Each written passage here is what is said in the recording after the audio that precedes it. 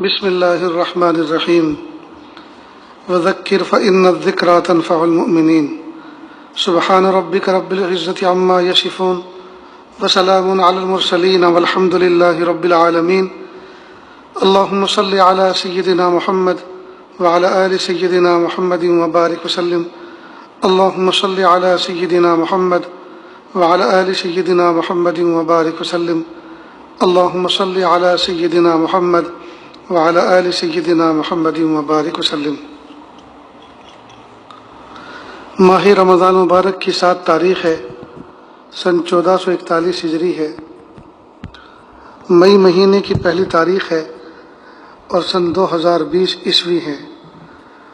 پورے ملک میں lock down ہے اور کرونا وبا کا دورہ ہے۔ اللہ تعالیٰ سے دعا ہے اللہ پاک اس وبا سے انسانوں کی حفاظت فرمائے اور انسانوں کو اللہ کو پہچاننے کی توفیق عطا فرمائے۔ اس وقت جو ہے آداب معاشرت سے متعلق کچھ باتیں ذکر کی جاتی ہیں، جس شعبے کے ذریعے سے، جس دین کے شعبے کے ذریعے سے دلوں میں سکون آتا ہے، زندگیوں میں سکون آتا ہے، گھروں میں اطمینان اور چین سکون قائم ہوتا ہے، یہ اس شعبے سے متعلق باتیں ہیں۔ اس لیے کہ معاشرت کے معنی رہن سہن، آپس کا بہیو برتاؤ، اگر یہ اچھا نہیں ہوگا تو اپنے بھی پرائے ہو جائیں گے اور پرائے دشمن ہو جائیں گے اور دنیا جو ہے جہنم بن جائے گی۔ اور اگر آدمی حسن اخلاق سے پیش آئے، خندہ پیشانی سے پیش آئے، زبان میں شر نہ ہو، اخلاق اچھے ہوں، لین دین کا معاملہ بالکل صاف ستھرا ہو، چھوٹا بڑوں کا ادب احترام کرے، بڑے چھوٹوں پہ پیار و شفقت کریں، پڑوسی کا خیال رکھے، ایک دوسرے انسان کا پورا خیال رکھیں، احترام کریں، تو پھر دنیا بھی جنت کا نمونہ پیش کرے گی۔ تو وہ بنیادی باتیں جو انسان کی زندگی میں پیش آتی رہتی ہیں، جن کی وجہ سے کئی مرتبہ اگر اس کا سلیقہ نہ ہو تو دوسروں کو تکلیف پہنچتی ہے، ان میں بہت ساری باتیں ہیں۔ تو گزشتہ کل کھانے سے متعلق کہ ہمارے گھر پر اگر کوئی مہمان آئے یا ہم دسترخوان بچھائیں تو ہم دسترخوان کس طرح سے بچھائیں اور دسترخوان کی ترتیب کیا ہونی چاہیے، اس سے متعلق کچھ باتیں ہوئی تھیں۔ کچھ باتیں اس میں رہ جاتی ہیں تو آج کے مجلس میں انشاءاللہ ان کو پیش کیا جاتا ہے۔ عام طور پر کھانے سے پہلے ہاتھ دھونا مسنون ہے، ہمیں چاہیے کہ ہم ہاتھ دھو لیں، اس لیے کہ ہاتھ میں کئی مرتبہ بیکٹیریا ہوتے ہیں، ہاتھ گندے ہوتے ہیں، کام کاج کرنے والے اپنے ہاتھوں کو کام کاج میں مصروف رکھتے ہیں تو ہاتھ پہ آئل لگا ہوتا ہے، گندگی ہوتی ہے، آلودہ ہوتے ہیں، ظاہری بات ہے اس صورت میں تو ہاتھوں کا دھونا اور واجب ہو جاتا ہے۔ لہذا کھانے سے پہلے ہر آدمی ہاتھ دھوتا ہے۔ تو کئی مرتبہ جب دسترخوان بچھایا جاتا ہے اور ذی احترام مہمان لوگ آتے ہیں تو دسترخوان پہ ان کے ہاتھ دھلاتے ہیں۔ بہتر یہ ہے کہ دسترخوان بچھانے سے پہلے ہاتھ دھلانے چاہیے، جیسے کہ گزشتہ کل بھی ذکر کیا تھا کہ دسترخوان وہ قابل احترام چیز ہے جس پر اگر کوئی چیز بائی چانس گر جائے تو اٹھا کے کھا لینے کا حکم ہے، نہ یہ کہ ہم بائی چوائس اس کو خراب کریں۔ تو اب اگر دسترخوان بچھانے کے بعد ہاتھ دھلایا جاتا ہے تو کئی مرتبہ کھانا آنے سے پہلے دسترخوان بچھا دیا، اب ڈول لے کر، بالٹی لے کر یا کوئی بڑا سا برتن لے کر ہاتھ دھلاتے ہیں۔ اب جب ہاتھ دھوتے ہیں تو اچھے خاصے چھینٹے برتن کے باہر گرتے ہیں، اور وہ باہر کیا گرتے ہیں؟ دسترخوان کے اوپر گرتے ہیں۔ اب اسی کے اوپر کھانے کی چیزیں لگنے والی ہیں۔ اب ظاہر ہے کہ جب ہاتھوں سے چھینٹے اچھل کر دسترخوان پر گر گئے، اب اس پانی کی چھینٹوں کے ساتھ کھانے کی کوئی چیز گرے گی تو آدمی کو کراہت ہوگی۔ اس لیے دسترخوان کے ادب کے یہ خلاف ہے کہ ہم دسترخوان پہ برتن رکھ کر ہاتھ دھلائیں۔ تو بہتر یہ ہے کہ دسترخوان بچھانے سے پہلے ہاتھ دھلا دیے جائیں، اس کے بعد دسترخوان بچھایا جائے۔ ایک بات تو یہ، کئی مرتبہ یہ ہوتا ہے کہ ایک ہال کے اندر دسترخوان پہلے سے چن دیا جاتا ہے، یعنی دسترخوان کا کپڑا بچھا دیا جاتا ہے، پلاسٹک بچھا دی جاتی ہے، اس کے اوپر پھر جتنی بھی کھانے کی قسمیں ہیں وہ ساری کی ساری سجا دی جاتی ہیں، ڈھک کر رکھ دیا جاتا ہے۔ اب مہمانوں کو اندر بلایا جاتا ہے کہ تشریف لائیے، اور پھر بلا کر ہاتھ دھلاتے ہیں، تو یہ تو اور زیادہ بری چیز ہے۔ اس لیے کھانے کی چیز نیچے روٹی رکھی ہے، سالن ہے، فروٹ ہے، اور نہ جانے کیا کیا چیزیں ہیں. اب ان کے اوپر جب آپ ہاتھ دھلائیں گے تو ان پر چھینٹے گریں گے. تو بہتر یہ ہے اس صورت میں مہمان جہاں بیٹھے ہوئے ہیں وہاں سے ان کو بلایا جائے گا اس ہال کے پاس، اس ہال کے اندر جہاں دسترخوان لگا ہے، تو ہال میں بلانے سے پہلے ہال کے دروازے ہی پر برتن میں ہاتھ دھلا دیے جائیں. یہ واش بیسن قریب میں ہو تو وہاں ایک آدمی کھڑا رہے اور کہے کہ جی واش بیسن میں ہاتھ دھو کر بیٹھتے جائیں. تو یہ طریقہ بہت مناسب ہے. البتہ کوئی ایسے بہت ذی احترام بزرگ قابل احترام بہت ہی لطیف مزاج والے اور نازک بیمار ہوتے ہیں تو ان کو جگہ جگہ پہ اٹھانے سے بہتر یہ ہے کہ جس جگہ وہ بیٹھے ہوئے ہیں چھوٹا سا برتن ان کے سامنے کر دیا جائے اور ایک برتن سے پانی بہایا جائے تاکہ اس برتن کے اندر وہ ہاتھ دھو لیں. تو وہ ایک الگ معذور کا حکم الگ ہے، تاہم ان کو بھی دسترخوان پہ ہاتھ نہ دھلائیں یا کھانے کی جگہوں پہ ہاتھ نہ دھلوائیں تاکہ ادھر چھینٹ نہ آئے. کنارے پر کر دسترخوان کے بالکل کنارے، اس طور پر کہ کوئی امکان و شائبہ ہی نہ رہے دسترخوان پہ چھینٹ اوڑنے کا. اس کے بعد جب کھانا کھا چکے ہوتے ہیں پھر ہاتھ دھلانے ہوتے ہیں اور مہمان کو دھونے ہوتے ہیں. ظاہر بات ہے اب دسترخوان پہ جب کھانا کھا چکے اب یہی تو قیام نہیں کرنا، اٹھنا ہے یہاں سے. جب اٹھنا ہے تو بہتر یہ ہے کہ جب اٹھ ہی رہے ہیں تو جس جگہ پانی وافر مقدار میں ہے وہاں ہاتھ دھوئے، واش بیسن میں دھوئے، دروازے کے باہر نالی پر دھوئے، واش روم میں باتھ روم میں دھوئے، وہاں دھوئے. اس لیے کہ دسترخوان تو ویسے بھی چھوڑنا ہے کیونکہ دوسری محفل یہاں بیٹھنے والی ہے یا گھر کے افراد دوسرے یہاں بیٹھنے والے ہیں. تو اب مہمانوں کو تو یہاں سے اٹھنا ہی ہے. جب اٹھنا ہے تو اٹھنے کے بعد آگے جا کر ہاتھ دھو لیں دوسری جگہ پر. اس لیے کہ کھانے سے پہلے کئی مرتبہ صرف نیرے پانی سے ہاتھ دھونے سے کام چل جاتا ہے، لیکن کھانے کے بعد ہاتھ دھوتے ہوئے صابن کی ضرورت پڑتی ہے. جب صابن کی ضرورت پڑتی ہے تو پانی کی مقدار بھی بڑھ جاتی ہے، پانی بھی زیادہ چاہیے. لہذا بہتر یہ ہے کہ آدمی چھوٹے سے برتن میں دسترخوان پہ ہاتھ دھونے کے بجائے کھلے دھلے انداز سے واش بیسن میں ہاتھ دھوئے یا دروازے کے باہر کسی نالی پر کسی غسل خانے میں کہیں ہاتھ دھوئے. اب صابن جو استعمال ہوتی ہے ہاتھ دھونے میں بہتر یہ ہے کہ صابن کے بجائے لکوڈ سوپ استعمال کی جائے. اس لیے کہ کئی مرتبہ صابن کو ہم سے پہلے کسی نے استعمال کیا ہے، اب اس کے ہاتھ میں چاول بھی تھے، مرچ مسالے بھی لگے تھے، اب اس نے صابن سے جب ہاتھ کو رگڑا تو مرچ مسالے صابن پہ چپک گئے. اب جب آپ نے اس صابن سے ہاتھ دھونا شروع کیا تو پہلے تو آپ نے صابن کو دھویا پھر اس سے اپنے ہاتھ کو دھویا تو صابن بھی ڈبل خرچ ہوئی. ایک مرتبہ صابن دھلی، دوسری مرتبہ اس سے آپ کے ہاتھ دھلے. پھر یہ کہ اس کو سنبھال کے رکھنا ایک بڑا مسئلہ. اور عام طور پر صابن کو اگر کیئر سے اچھی طرح سے نہ رکھا جائے تو وہ رکھے گلتی رہتی ہے، اس میں کچھ نہ کچھ صابن دانی کے اندر پانی بھی پڑا رہتا ہے تو وہ زیادہ اس میں نقصان ہوتا ہے. تو بہتر یہ ہے کہ ڈسپینسر ہو، لکوڈ سوپ اس کے اندر ہو، بس ایک قطرہ اپنے ہاتھوں پہ ٹپکایا اور اس سے ہاتھ دھو لیا تو صابن دھونے کی ضرورت نہیں ہوتی. اس لیے کہ وہ صابن نہیں ہے بلکہ لکوڈ سوپ ہے، وہ سیال سوپ ہے. مجھے امید ہے کہ دسترخوان سے متعلق یہ باتیں سمجھ میں آئی ہوں گی. نیز ایک اور اہم بات، دسترخوان پہ جب کھانا چنا جاتا ہے تو کچھ چیزیں تو وہ ہوتی ہیں جو اصلاً کھانے کی ہوتی ہیں، مثلاً سالن ہے، روٹی ہے، چاول ہے، اس کے ساتھ جو بھی اس سے متعلقہ سالن ہو، تو یہ تو اصل کھانے کی چیز ہوتی ہیں. کچھ چیزیں ایسی ہوتی ہیں جو ان کے ساتھ میں میچ ملانے کے لیے تفقہاً رکھ دیتے ہیں. مثال کے طور پر تھوڑے سے کباب تل کے رکھ دیے جاتے ہیں یا پاپڑ رکھے جاتے ہیں یا کوئی اور اس طرح کی چیز، یا مثلاً چکن پیس ہے، لیگ پیس ہیں، تندور میں سیکے ہوئے رکھ دیے جاتے ہیں.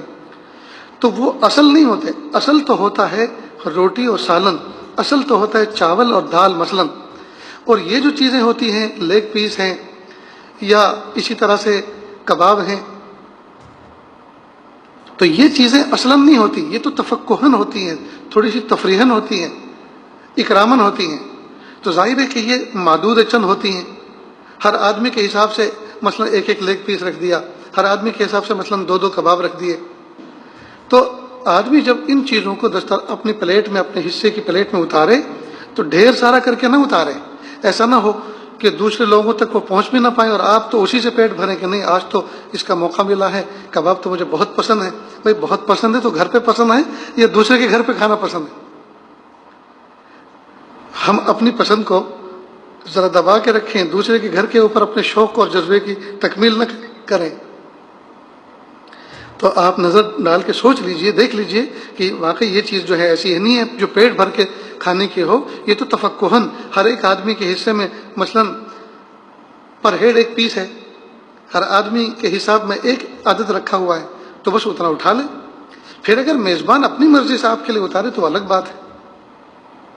اس میں بھی لوگ بڑی غلطی کرتے ہیں. اسی طرح سے مثال کے طور پہ گلاب جامن ہے، بہت سے فنکشن میں بہت سے اس پہ گلاب جامن کا، اب یہ چیز ایسی ہے جو مہینوں میں کئی مرتبہ آدمی کو کھانے کی ملتی ہیں.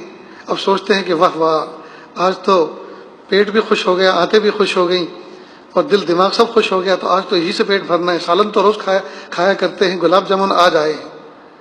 تو وہ گلاب جامن کیا ہے کہ وہ تو بس جس کے یہاں آپ کھا رہے ہیں اس کے اگلے پچھلے سارے گناہ آپ معاف کر دیں گے. اس لیے ایسی حرکت یہ اخلاق سے بالکل گری ہوئی ہوتی ہے، ایسا نہیں کرنا چاہیے. کئی مرتبہ دسترخوان پر کھانے سے فارغ ہوئے تو میزبان پوچھتے ہیں بھئی چائے چلے گی، اور فوراً گردن ہلا دیتے کہ جی ہاں، اس بات میں ہلا دیتے کہ جی چلے گی. حالانکہ یہ اپنے گھر پہ کھانے کے بعد کبھی چائے نہیں پیتے، لیکن آج مہمان پہنچ رہے ہیں اور مہمان کیا کہہ رہے ہیں، ارے اللہ کے بندو، تمہارے مہمان ہونے کی وجہ سے اس گھر میں گھر کے افراد فجر کے بعد سے دوپہر کے کھانے کی تیاری میں لگے تھے، اور ابھی تو آپ کھا کے فارغ ہوئے ہیں، اور یہ ابھی آپ کے سامنے سے جو بچا ہوا کھانا ہے اور برتن ہے یہ پورے کچن میں پہنچے بھی نہیں ہیں، اور گھر والے ابھی ان کو ریسیو کر رہے ہیں، اور اوپر سے ایک نیا آرڈر ان کے اوپر پہنچ گیا ہے کہ بھئی سب کے لیے چائے بناؤ. تو بتائیے ان پر کتنی بڑی مصیبت آئے گی. سب کے لیے چائے بنائیں گے. اس لیے ہرگز میزبان کو نہیں پوچھنا چاہیے کیوں خواہ کے اپنے گھر والوں پہ ظلم کر رہے ہیں.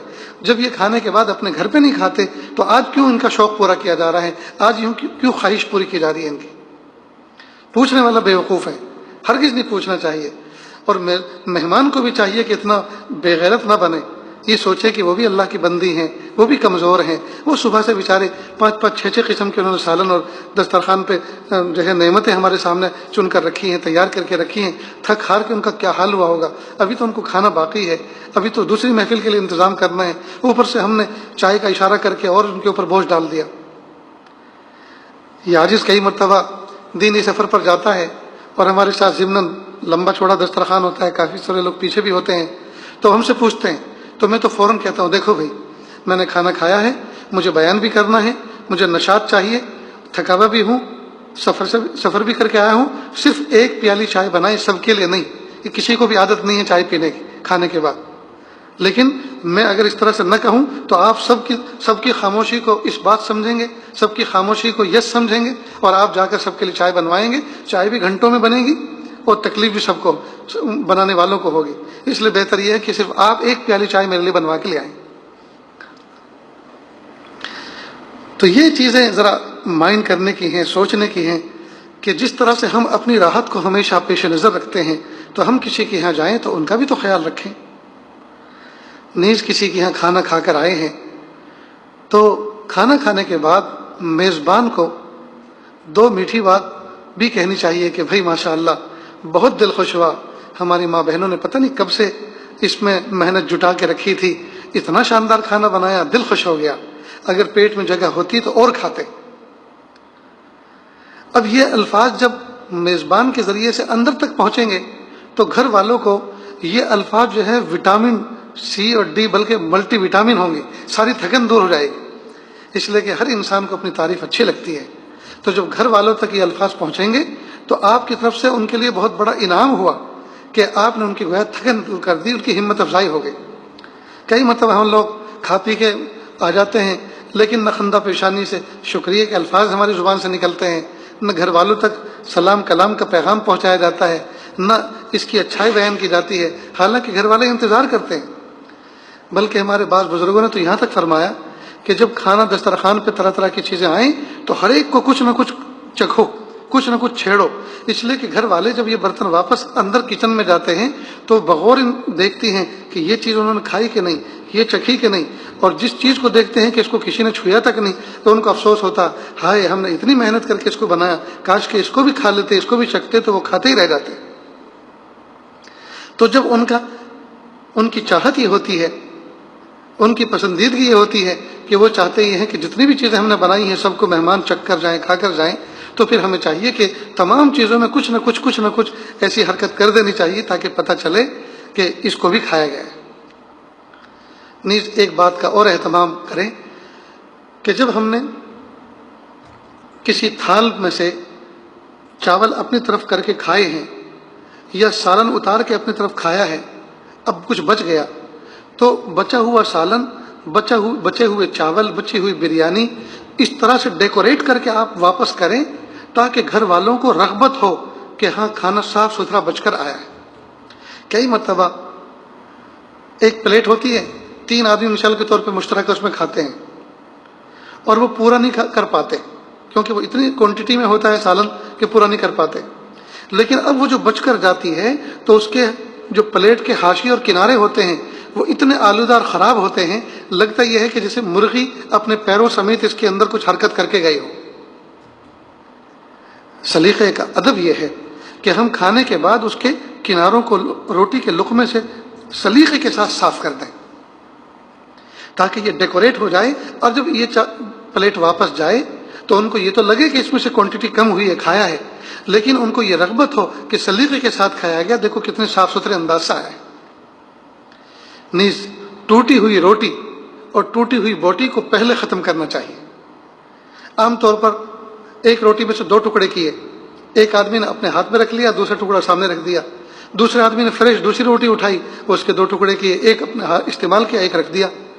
تو یہ ٹوٹے ہوئے جب اتنے سارے ٹکڑے ہو جائیں گے تو پیچھے آنے والے دوسرے لوگوں کے سامنے جب ٹوٹی ہوئی روٹی رکھی جائیں گی تو ان کو لگے گا کہ لو ہمارے لیے فریش روٹی نہیں تھی، ہمیں کسی کا بچہ کچا کھلایا جا رہا ہے، تو ان پر غلط امپریشن، غلط اثر پڑے گا۔ اس لیے ٹوٹی ہوئی روٹی کو پہلے نپٹاؤ۔ نیز اس عاجز کا یہ بھی مزاج اور ذوق ہے کہ دسترخوان پر اگر کھانے میں آملیٹ ہو، ناشتے پہ خاص طور پر، صبح کے کھانے میں عام طور پر ناشتے میں آملیٹ ہوتی ہے، تو بہتر یہ ہے کہ آملیٹ کو پہلے نپٹا دو۔ وجہ اس کی یہ ہے کہ سالن اگر بچ گیا تو اس کا کوئی حرج نہیں، اسٹور ہو سکتا ہے، ریسٹور ہو سکتا ہے، اس کو فریج میں رکھ کر دوبارہ گرم کر کے کئی وقت کھا سکتے ہیں۔ لیکن آملیٹ ایسی چیز اگر یہ بچ گئی تو یہ پلاسٹک بن جاتی ہے، اس کو ریسٹور نہیں کیا جا سکتا، اور اگر اس کو کر بھی لیں تو پھر نہ اس کو گرم کیا جا سکتا ہے نہ اس میں مزہ رہتا ہے، تو گھر والوں کا نقصان نہ ہو، اس کا اہتمام کریں، گھر والوں کا نقصان نہ ہو۔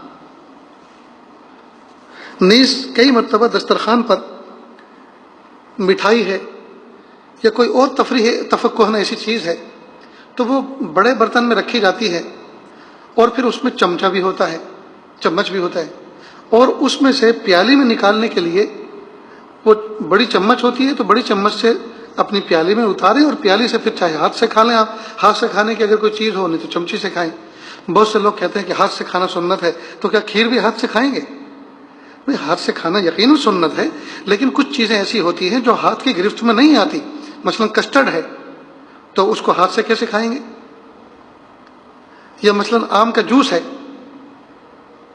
مینگو پلپ ہے، اب اس کو ہاتھ سے کیسے کھائیں گے؟ تو اس کے لیے تو کوئی واسطہ چاہیے نا، کوئی چمچ چاہیے، تو ہر جگہ وہ ہاتھ کی سنت نہیں چلتی، وہاں پھر چمچی سے کھانا سنت بن جاتا ہے، کیونکہ اس کسی نہ کسی چیز کے ذریعے سے تو اس کو اٹھانا پڑے گا نا، تو ظاہر ہے کہ جو چیز اٹھائیں گے وہ ایک ذریعہ ہوتی ہے۔ کئی مرتبہ لوگ کیا کرتے ہیں، وہ جو بڑا برتن ہے اسی میں کھانا شروع کرتے ہیں، چھوٹی چمچ سے بڑے برتن سے کھانا شروع کرتے ہیں، تو یہ بھی پھر دوسرے لوگوں کے لیے کراہت کا باعث بنتی ہے۔ اس لیے کہ ایک تو ہم سب کے منہ ایسے صاف ستھرے نہیں ہوتے جیسے ہونے چاہیے، کوئی گٹکا کھاتا ہے، کوئی مسواک نہیں کرتا، برش نہیں کرتا، وہ ہنستا ہے تو دانتوں کی آدھے دانت جو ہے وہ میل سے آلودہ ہوتے ہیں، اور مونچھیں کسی کی اتنی لمبی ہوتی ہیں کہ کھانے کی چیزوں میں، پینے کی چیزوں میں، برتن میں شریک ہو جاتی ہیں، کیونکہ اللہ کے محبوب صلی اللہ علیہ وسلم کی سنتوں کا اہتمام نہیں، لبوں کو تراشتے نہیں، مسواک کرتے نہیں، برش کرتے نہیں، دانتوں کو صاف کرتے نہیں ہیں، اور گفتگو کرتے ہوئے ہونٹوں کو، لبوں کو صاف کرتے نہیں ہیں، دونوں کناروں پر تھوک آ جاتا ہے۔ اب جب ایسا بندہ ہمارے سامنے بیٹھے گا تو اس کی بچا ہوا کون کھانا، کس کو رغبت ہوگی اور کون کھانا پسند کرے گا؟ اس لیے میرے بھائیوں اور بہنوں، ہمیں چاہیے کہ ہم اللہ کے محبوب صلی اللہ علیہ وسلم کی ایک ایک سنت کو پیر کے ناخن سے لے کے سر کے بال تک سینے سے لگا کے رکھیں، ایک ایک سنت پر عمل کریں، اس میں تو ہمارا ہی تو اس میں نفع ہے۔ اب دیکھیں نا، کرونا وبا کا دور ہے، کرونا وائرس کی وبا ہے، عام ہے. اب بار بار محکمہ صحت کی طرف سے کہا جا رہا ہے کہ 20 منٹ کے بعد جو ہے آپ سینیٹائزر کریں، اپنے ہاتھوں کو صاف کریں، اپنے ہاتھوں کو واش کریں، صابن سے دھوئیں. اب بتائیے، یہ دنیا والے، اللہ کے محبوب صلی اللہ علیہ وسلم کی سنتوں پر عمل نہ کرنے والے، جو 1 انچ لمبے کھرپے اور پھاوڑے جیسے ناخن جنہوں نے بڑھا کے رکھے ہیں، وہ لاکھ سینیٹائزر کریں، لاکھ صابن سے دھوئیں. وہ جو ناخن کی جڑیں ہیں، تو کیا اس کے اندر سے وائرس کو نکالا جا سکتا ہے؟ اور یہ جو استنجا کرتے ہیں، اور استنجا کر کے نہ جانے کتنی ذرات نجاست کی اپنے ناخنوں میں چھپا کے لاتے ہیں، ذرا سوچے تو صحیح، تصور کریں تو رونگٹے کھڑے ہو جاتے ہیں اور گھن آتی ہے. حالانکہ ناخن کاٹنا انسان کی فطرت میں سے ہے. جانور ناخن نہیں کاٹتے، لیکن ناخن کاٹنا انسانوں کی فطرت ہے. لیکن افسوس کی بات ہے کہ کیا عورت، کیا مرد، اور نہ جانے کتنے اہل ایمان اور باحجاب عورتیں وہ ناخن بڑھانے کا شوق لیے ہوئے ہیں. بہت افسوس کی بات ہے. ناخنوں کو اہتمام کے ساتھ کاٹنا چاہیے. ناخن رکھنا یہ اللہ کے محبوب صلی اللہ علیہ وسلم کی صریح سنت کی خلاف ورزی ہے، اور انسان کا خود اس میں بہت بڑا نقصان ہے. مجھے تو سمجھ میں نہیں آتا کہ دونوں ہاتھوں کے لمبے لمبے ناخن لے کر رکھنے والے یہ استنجا کس طرح سے کرتے ہوں گے، اور کیسے یہ ان ناخنوں کی زد سے محفوظ رہتے ہوں گے. اس لیے ناخن کاٹنے کا خاص طور سے جمعہ کے دن سنت ہے. اول یہ ایک تو جمعہ کے دن سنت ہے ہی، لیکن جب ناخن بڑھ جائیں، اتفاق سے جمعہ کے دن نہ کاٹ سکیں تو جب بڑھے ہوئے ہوں اسی وقت کاٹ لیں، وہ بھی سنت ہے. تو یہ چند باتیں آداب معاشرت سے متعلق تھی، کھانے پینے کی چیزوں سے متعلق تھی. اللہ تعالیٰ سے دعا ہے اللہ تعالیٰ ان باتوں پہ عمل کرنے کی توفیق عطا فرمائے. وآخر دعوانا ان الحمد للہ رب العالمین. دعا کر لیجیے. بسم اللہ الرحمن الرحیم. اللہم صلی علی سیدنا محمد وعلی آل سیدنا محمد وبارک وسلم. لا احصی ثناء علیک انت کما اثنیت علی نفسک رب اغفر ورحم وانت خیر الراحمین. حسبی اللہ لا الہ الا ہو علیہ توکلت ہو رب العرش العظیم. اللہ جی، آج جمعہ کا مبارک دن ہے، ہم سب کے سب نہا دھو کر بیٹھے ہیں. میرے پیارے رب، جس طرح سے صابن کے ذریعے سے ہم نے اپنے ظاہری جسم کے میل کو دور کر دیا، میرے پیارے اللہ ہمارے باطن کے میل کو آپ دور فرما دیجئے. اللہ تقویٰ دے دیجئے، پاکیزگی دے دیجئے، معرفت دے دیجئے، قرب دے دیجئے، اپنی محبت دے دیجئے، اپنی معرفت دے دیجئے، اپنی معرفت کا کامل احساس دے دیجئے. اللہ ہم سب کو ایسا بنا دیجئے ہم آپ کو پسند آ جائیں. وصلی اللہ تعالی علی خیر خلقہ محمد و آلہ و اصحابہ اجمعین برحمتک یا ارحم الراحمین.